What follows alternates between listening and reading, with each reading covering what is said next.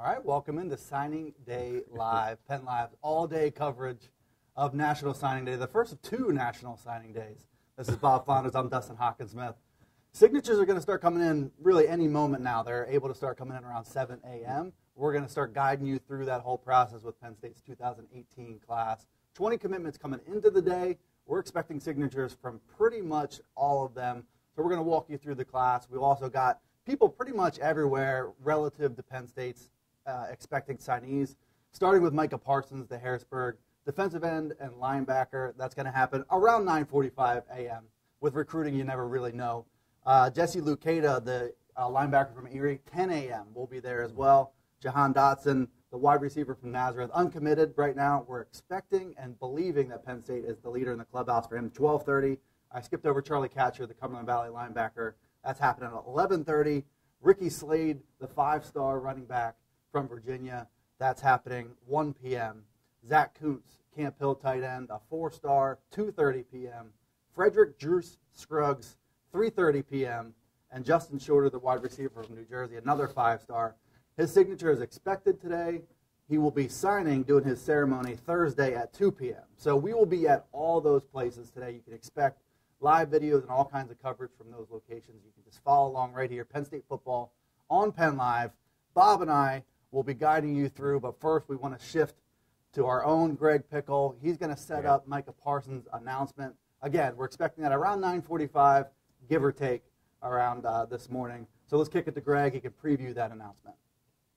Well, Bob and Dustin, it is National Signing Day indeed. Penn State working to finish as many signatures as possible in its class of 2018. 20 commitments in, will they all sign? That's the question we'll be looking at throughout the day. The Nittany Lions, of course, would love to get all 20. It's possible they only get 18. And, of course, the big question of the day, where will Micah Parsons end up, the Harrisburg five-star defensive end? Making an announcement here at some point soon this morning, and I think Penn State likes where it stands, but nobody will know for sure until he makes an announcement and sends his national letter of intent to the school of his choice. So I'll send it back to you guys, but busy day for Penn State on tap and across the college football landscape.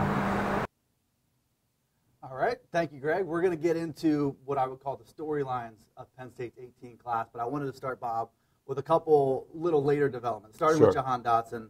The four-star wide receiver was committed to UCLA. Then Chip Kelly comes in.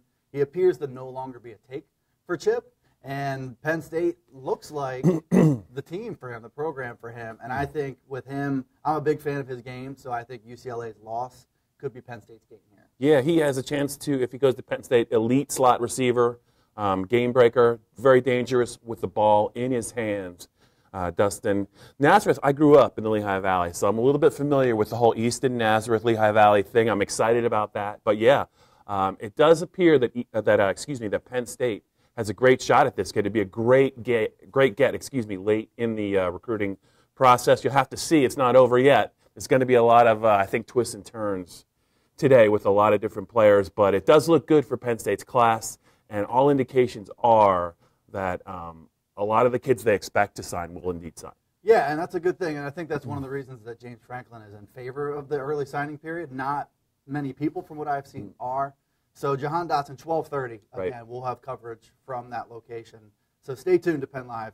The other part here, Micah Parsons, there was this whole dust-up with Ohio State, why they did or did not stop recruiting him. Kirk Herbstreit, what were you thinking? Strikes again. I think this was the second time that something like this happened around Herbstreit. So Micah goes on a visit there and ends up on the College Game Day set. Right. And there's this reporting back and forth whether that was part of why Ohio State stopped recruiting him or not. Either way, they self-reported a minor violation for that. They're not allowed to be around media in that setting where it's known that he's on a visit.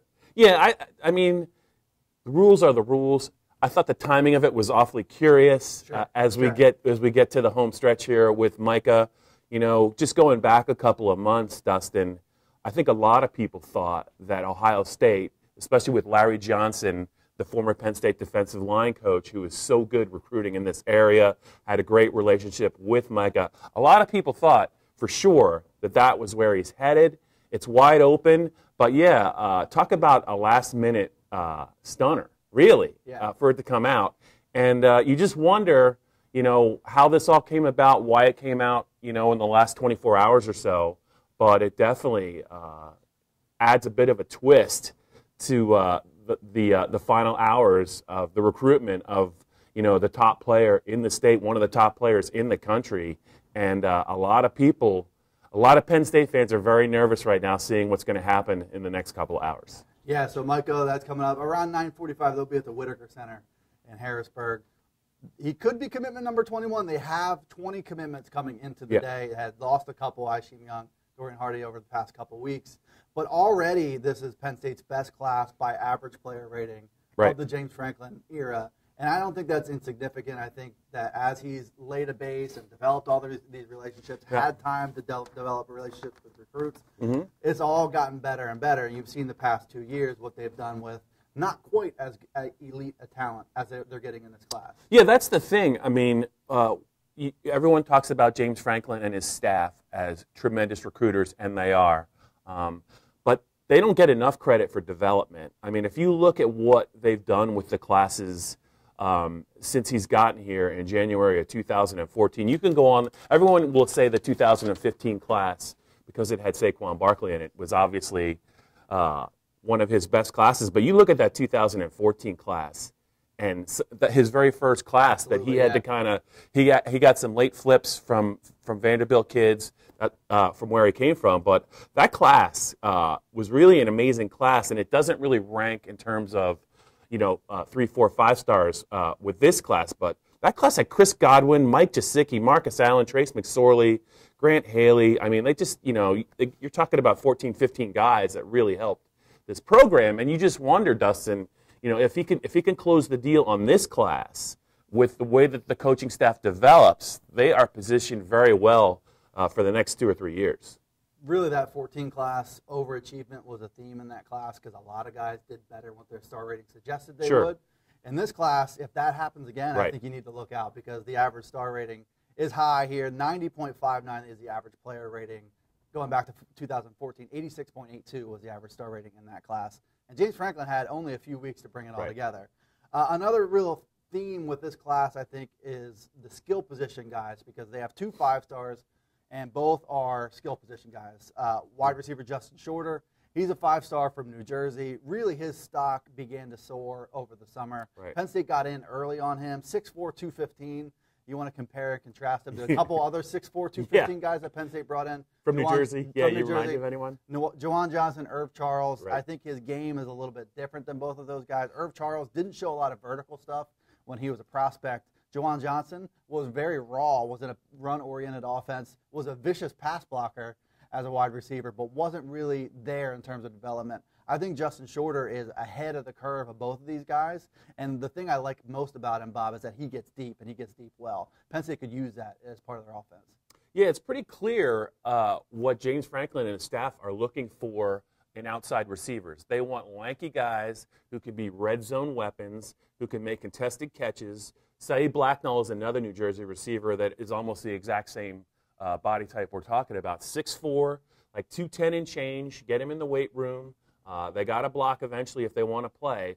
But of all the receivers that we're talking about that James Franklin's been able to add in terms of athleticism and size and even New Jersey, this is the best version of what they're looking for. And this could be the guy. I mean, Penn State is really still – they think Juwan Johnson is a number one, and he did a lot well, especially down the stretch of the 2017 regular season. But this guy has a chance to really be somebody special, maybe their best receiver since Chris Godwin. How does that depth chart shake out in terms of early impact? Because I think that's one of the big questions people have about Shorter is how quickly is he going to get on the field? Is his talent so undeniable that they have to use him right away? They have a lot of different weapons there, but none quite like him, I think. Yeah, I mean, as Penn State and James Franklin have kind of gone along this journey, you can take a look at the true freshmen who have played early, and it's gone from a big number to a much smaller number, an indication of how well he's been able to recruit and how well they've assembled the depth chart. They're gonna lose some players obviously this year out of that class. They're gonna miss Deshaun Hamilton. They have Juwan Johnson coming back. I mean, as far as we know, he was a third-year player. DeAndre Tompkins, they really like him. Irv Charles is in the system. They have a lot of receivers, a lot of different body types. We mentioned the slot receiver, Dotson, who could be coming on board. They also have Brandon Polk. They have a lot of different receivers that can help. But I think as we go forward, in spite of the fact that he's a talented player, it's getting harder and harder to get on the field at Penn State. And it's a testament to how well James Franklin and Josh Gaddis have been able to recruit the receiver position. Special teams sometimes a tiebreaker in this situation. Another guy, Ricky Slade, he's a 5-star running back. We'll be hearing from him here on Penn Live a little bit later today. He's from Virginia. He's a 5-star as well. He's an all-purpose back. He's really dynamic. And I think of all the running backs that James Franklin has recruited, he's probably got the most diverse skills as a high school player. My problem here in trying to forecast whether he can play right away, 5'9", 185, and he looks it. Yeah. I feel like he might need to hit the weight room a little bit. But that running back depth chart, assuming Saquon follows through and declares for the NFL draft, it's a bold assumption, I know. That depth chart is pretty open to somebody like him coming in and seeing the field too. Yeah, and James Franklin hasn't been shy about putting his best players on the field. He did that immediately with Saquon Barkley. I think you have to assume that Saquon Barkley is not coming back. You're absolutely right. I don't know why he would come back. Right. Miles Sanders, towards the end of the 2017 season, looked like he was starting to figure it out, and he is obviously at the very top of Penn State's depth chart, especially with Andre Robinson moving on. They have some other players they like, but it's really Miles Sanders' show, assuming that Saquon doesn't come back. So that might be a position, though. Journey Brown's coming off his red shirt. He's a speedster. He might be able to help more in the special teams area.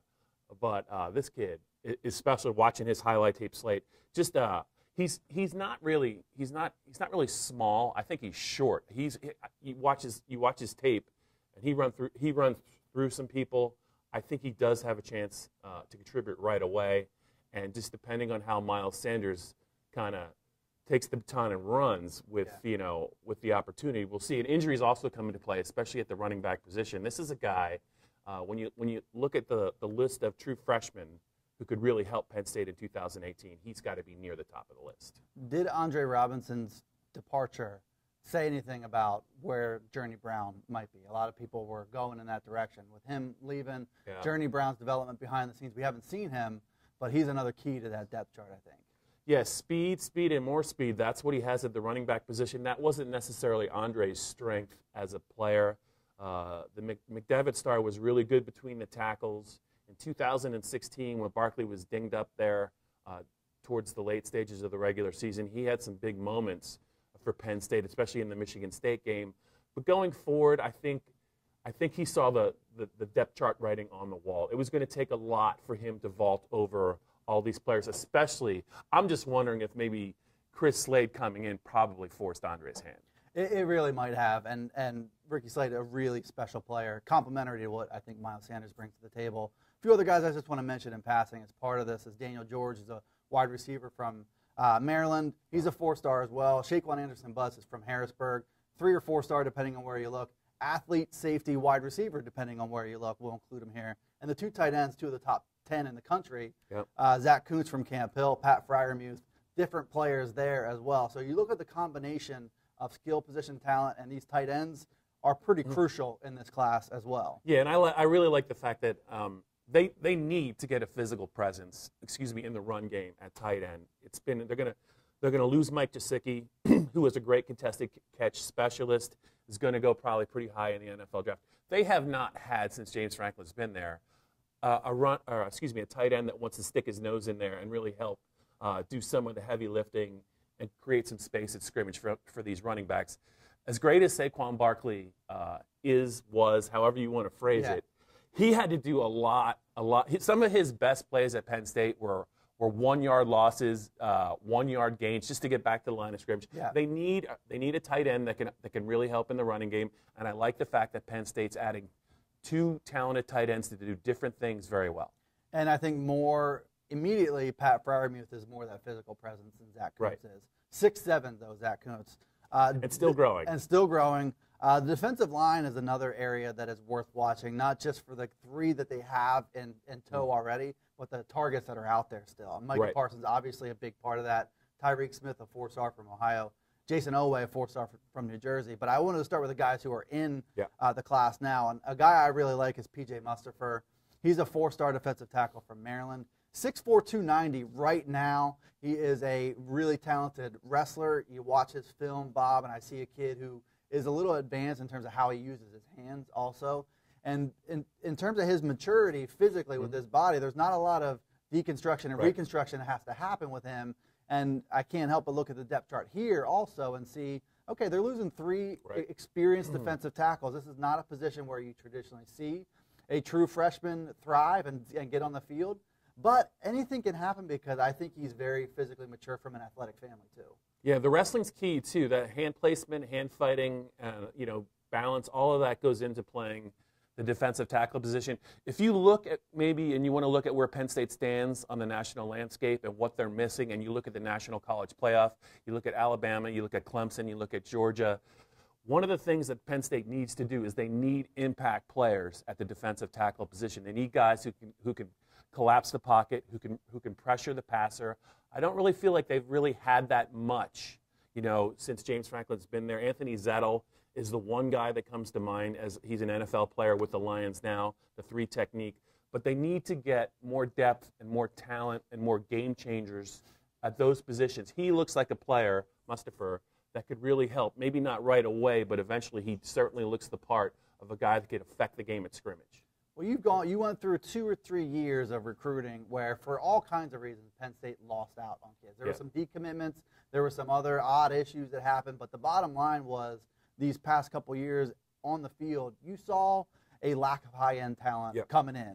And so that's starting to change a little bit. You look at Fred Hansard and Corey Bolds in the 2017 class, and now P.J. Mustapher, and another kid, Aeneas Hawkins, in the 2018 class. And the tide is starting to turn, and it could be an area, I don't know about 18, but it could be an area where you lose some guys, but there could be some addition by subtraction that happens, where you get higher upside players in there. Yeah, I absolutely agree, and that's not to take away of players like Parker Cothran and Curtis Cothran, they're both going to be leaving the Penn State program. They really help Penn State's defensive line, but the defensive line this year was built more, I think, around depth than it was about elite talent, even at the defensive end spot as well. They need some game changers along the front 4. Just look at the Ohio State game. Right. They lost 39-38. They were in control of that game for a while, but as the game went on and in the fourth quarter, Ohio State's defensive line took that game over. They have 4, 5, 6 guys from that defensive line that are probably going to play in the NFL. Some of them are going to go probably first-round picks. Yeah. Penn State really does not have that yet. They have situational players, especially outside. They have nose tackles who are strictly run pluggers. A player, Kevin Givens is a guy that I think they really feel good about, but he's still trying to figure it out at 3 technique. But with this class, some of the players that you're talking about, big picture, not just 2018, but 2019, 2020, they need to get to where Ohio State, Clemson, and Alabama are along the defensive line. They're not there yet, but this would be a great step if they can bring these guys home in 2018.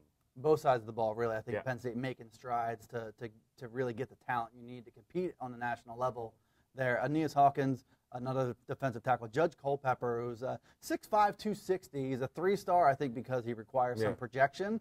But he looks like he could be on that Anthony Zettel path where he's that long, explosive interior guy. He reminds me a lot of his dad. I remember him with the Tampa Bay Bucks. Brad Culpepper, I believe is his name. He's a very good player, disruptive. That's what you need. You need athletic 3 techniques. When you rush the passer, it's not just about the edge guys. It's also inside pressure, especially late in games. Another guy with a chance to really affect the game if Penn State can bring him in. And like I said, one of the final pieces, I think, of Penn State's puzzle to try and consistently be a top 10 team is they have to continually acquire elite 4- and 5-star talent on the defensive line.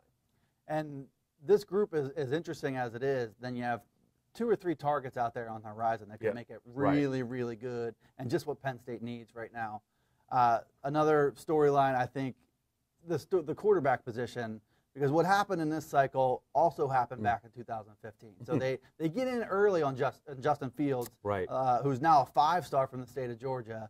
Got in early on him, got a commitment, but as has happened in the past, his recruitment starts to ramp up. He starts to hear from more national teams. Georgia's putting the heat on. All those southern programs are putting the heat on. And ultimately, he chose to stay closer to home. And what Penn State ended up doing was settling on, I would say, a plan B, which we didn't know who that was going to be. It was a little bit of a dark horse, but Will Levis, a 3-star from Connecticut, who has blossomed late as a prospect. And for that reason, and the fact that he's in Connecticut, not a ton of exposure, has not gotten a lot of attention from recruiting services. But he's 6'4", 222. He also runs a 40 in the 4.6 range. So if you look at the attributes that Penn State wants and needs from the quarterback spot, Will Levis seems to bring it. And I'm going to compare it to the 15 class where they had Brandon Wimbush. Same thing happened. More and more programs started getting in on him, and they settled for Tommy Stevens, who has been so good behind the scenes that they had to create a position for him. The Lion. The Lion position. There's not even another player at that position. I love that. He is first-team Lion. I'm not sure what that means, but I hope it keeps him happy. He's been one of my favorite players to cover, and if they don't get him the ball more in 2018, my head might explode. 9 touchdowns. 9 touchdowns in limited touches, throwing, running, receiving. They have to get him the ball, especially with Sean Clifford coming off his redshirt year. He athletically, Dustin, he could help them in so many different ways. I think they were a little hesitant to use him just because of they didn't want to, in case anything happened, to him and Trace, then you got to bring Clifford off his redshirt year. They never wanted to do that. Well, they're freed up now to use him. He's also going to graduate in the spring. I think they need to keep him a little bit more interested. But I think just circling back to Fields, it's the cost of doing business when you get somebody to commit early. You give them a lot of credit for identifying him as a game changer. They were one of the first programs to do it, but once everyone else caught up, he is not really from their recruiting geographical base. I don't want to say the writing was on the wall, but it always kind of felt like an SEC school or maybe Florida State were going to be in the running for him. But the Levis kid, the kid you mentioned, is a lot like Tommy Stevens, and they've come a long way. Penn State has in stockpiling talent at the quarterback position, and it starts with a 2014 guy, Trace McSorley, that not a lot of people really even recruited other than James. He got him to flip from Vanderbilt to Penn State, and that's got to be one of the 2 or 3 most significant additions I think James Franklin has made since he's got to Penn State. And now they have depth behind him. But yeah, Fields will probably be is definitely the one that got away from this recruiting class. And I think what Penn State fans can probably feel reassured about is the fact that Penn State would love to have a 5-star quarterback. They would love to, but I think they've proven that they don't need to. Right. Trace McSorley is a 3-star. Tommy Stevens was a 3-star. Sean Clifford, depending on where you look, a 3 or 4-star. Jake Zembeck, who was on the roster as well, a 3-4-star. And now Will Levis, a 3-star. It's an interesting situation with Zembeck not really claiming that number 3 job. But Sean Clifford reminds me a lot of Trace McSorley in the way that he approaches the game, which is I'll make plays with my legs, but I'm going to try until the very end to get the ball in my playmaker's hands. And it doesn't surprise me a lot to see Sean Clifford make a good impression as a freshman. Yeah, I think Dustin, when all is said and done with regard to Jake Zembeck, when the music finally stops, he might be the guy without a chair. I mean, it just doesn't seem like there's really much of a future for Jake. There were a lot of high hopes for him when they brought him in, but it's almost, you can always tell by how James Franklin talks about a player. He never really says anything bad about a player, but coming out of spring, when he said he didn't know who his number 3 quarterback was, that was a very troubling sign for Jake Zembeck and his development. And I do think that long term, I just wonder if there is a future for Jake at Penn State. But I mean, that's the way of the world. Either you get with it and either you develop, or they're going to find somebody else better to come along. He certainly had his shot, but I think at this point you have to say he's probably not really in the QB picture moving forward. And it's the way of the world in college football, which makes it even more impressive that James Franklin, I seem to have a plan to keep Tommy Stevens around. Yeah. And it has involved a lot of different stuff. Public praise when nobody knew anything about Tommy, really, except where he came from.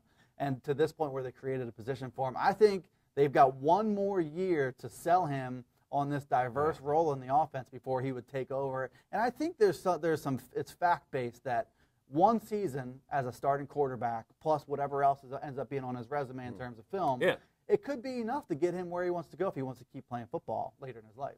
Well, the parallel is the Tannehill kid, Ryan Tannehill. I think at Texas A&M, he's a quarterback. He also played some wide receiver. And Tommy Stevens is that kind of athlete. He is a big dude. Like, they list him at 6'5", 230. He's every bit of it. Physical runner. It doesn't seem like you can hurt him. I think one of the regrets of the Penn State season this year, when everything, not that there's a lot of regrets about a 10-win season, they didn't get him in their meaningful games. He didn't play, and I think there was some hesitancy there. They didn't get Saquon Barkley. I didn't think the ball a lot down the stretch either, or enough. But Tommy Stevens is absolutely a guy that the defense has to account for in so many different ways. Even if you use him as a decoy, at the very least, I think he's a premium red zone threat because of what you can do with him. I mean, at the very least, I think moving forward, I think Tommy will feel good about this role, but I think this is something he's earned. I mean, I think he is that good. You watch him run routes, wheel routes out of the backfield. You watch him throw the ball. That touchdown pass he had against Georgia State when he was getting hit and threw the ball almost 60 yards in the air. This is really a considerable talent. And the way that Trace McSorley plays, I mean, Trace has been remarkably durable, but he's just literally one snap away from Tommy being the quarterback because of the way they run their offense. Which is part of why maybe we didn't see Tommy as much in big games. You saw him against Maryland and some of these other teams where the outcome was not in question. Yeah. Now the next step is declaring this Lion role official, going to get him on the field against good teams. We'll find out against Washington on December 30th.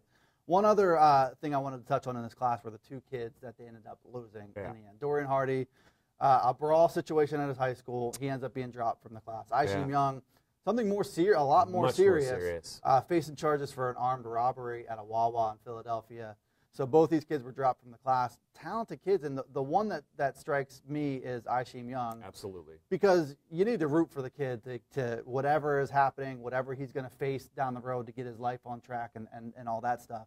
But from a football standpoint, they could have used what he brought to the table at the safety spot, because you look at the depth chart in 2018, that's one of the more dicey positions, I think, in terms of depth, is how many impact guys do they really have at that safety position. He was going to be one. Physical player, nasty player, a player that looked like could get on the field absolutely right away, if not, in a key reserve role, or maybe pushing for starting time as a special teams player. And you're right. When you look at Penn State's needs, you can make a strong argument that the safety position is at the very top, just because of who they're losing, and especially Marcus Allen. Troy Apke's going to move on as well. They do not have a lot of, I think, sure things at safety in the system. Yeah. They like Aaron Monroe, but Nick Scott's conversion was a running back. Now he's at safety. Garrett Taylor was a 4-star corner. They moved to safety because he didn't work out at corner. But after that, John Patrician was a guy that I think they liked coming out of school. He has not really made his mark at Penn State on the college level at all. Safety is a big deal, and the young kid was a guy I think that really would have shored up that position. You need to have you have to have a lot of safeties, a lot of defensive backs to play the game anymore. I think it's a big need, and I think he would have really addressed some concerns about that position. Isaiah Humphreys is a safety in this class, too. He's worth watching. He's from Texas, 3 or 4 star again, depending on where you look.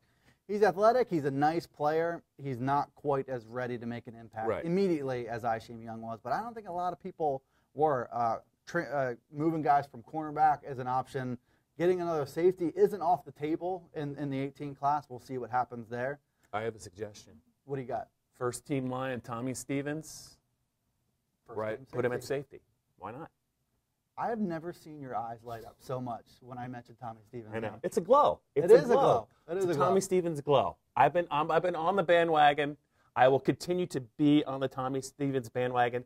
Tommy, if you need a campaign manager in 2018, I'm your guy. I'm your man. First team Lion, Tommy Stevens. Put him at safety, Dustin. Campaign, he will run it right into the ground. Right into the ground. We have not had any signatures to report on so far. They could start coming in around 7. There's usually a little bit of lag time on Penn State's end between when they get that and when they start alerting fans that they've come in. We're gonna be around all day. We're gonna be back around 9:30, I think, to preview Micah Parsons' announcement. We should have some time to catch you up right around then on who has signed and who has not at that point. This is Signing Day Live. We're going to be here all day. Bob and I, you're going to see us twice more, so if you don't like us, we're going to go get some caffeine. We're going to go get a lot of caffeine. If you saw the size of Bob's Pepsi cup, you would know that he's not lying. So we're going to sign off for now. Remember, we're going to be all over the state, all over the region, bring you live broadcasts and all kinds of coverage from Penn State signees today. So stick around. We'll be back here around 9:30.